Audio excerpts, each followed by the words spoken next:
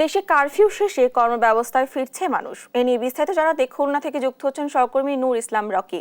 খুলনায় কিন্তু আসলে সকাল থেকেই পরিবেশ পরিস্থিতি স্বাভাবিক এবং সড়কগুলোতে কিন্তু যানবাহনের ভিড় বেড়েছে। পাশাপাশি বাজারগুলোতেও আমরা দেখতে পাচ্ছি যে স্বতঃস্ফূর্তভাবে কিন্তু ক্রেতা বিক্রেতারা উপচে পড়া ভিড়। আমরা এখন দাঁড়িয়ে আছি খুলনা যশোর যে মহাসড়ক, আপনারা দেখতে পাচ্ছেন দর্শক, সড়কগুলোতে কিন্তু সকল ধরনের যানবাহন, মোটরসাইকেল, রিক্সা, ইজি বাইক, ট্রাক সহ সকল যানবাহন কিন্তু চলাচল করছে এবং সাধারণ মানুষও কিন্তু তারা তাদের নিত্য প্রয়োজনীয় যেই কাজ কর্মগুলো যেগুলো আছে সেগুলো কিন্তু তারা আসলে করছে। পাশাপাশি একটু বলে রাখি যে সরকারের নির্দেশনায় কিন্তু শিক্ষা প্রতিষ্ঠানগুলো আজ সকাল থেকেই খোলা শুরু হয়েছে। শিক্ষা প্রতিষ্ঠানগুলোতে কর্মকর্তা কর্মচারীরা কিন্তু আসা শুরু হয়েছে।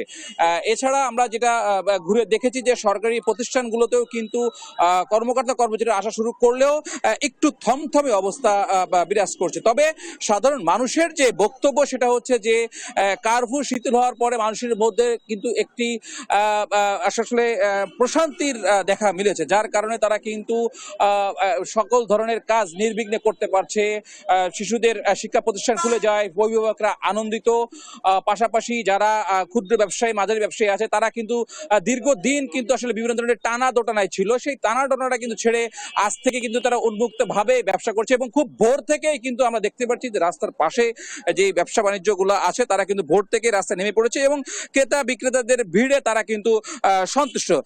সব মিলে যেটা খুলনায় বলা যেতে পারে যে সরকারি বেসরকারি প্রতিষ্ঠানের পাশাপাশি কিন্তু যারা বাজারগুলোতে আছে এবং যানজটগুলোতে আছে সেই যানজটগুলোতেও কিন্তু আসলে লোকজনের সমাগম ফিরে এসেছে এবং সাধারণ মানুষের ভিতর এক ধরনের স্বস্তি ফিরে এসেছে। ডানা খুলনা থেকে এটা ছিল আমার কাছে সর্বশেষ সংবাদ। ধন্যবাদ আপনাকে। খুলনা থেকে সেখানকার পরিস্থিতি জানাচ্ছিলেন আমাদের সহকর্মী। এবার ব্রাহ্মণবাড়িয়া থেকে সেখানকার পরিস্থিতি জানাতে আমাদের সাথে যুক্ত হচ্ছেন মেহেদী নূর পরশ। মেহেদী, সার্বিক পরিস্থিতি আমাদেরকে জানাবেন।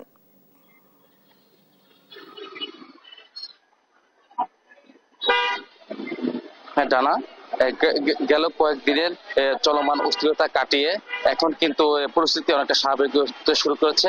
ব্রাহ্মণবাড়িয়ায় গতকাল রাত থেকে কিন্তু অনেকটা সুস্থ নেমে এসেছে।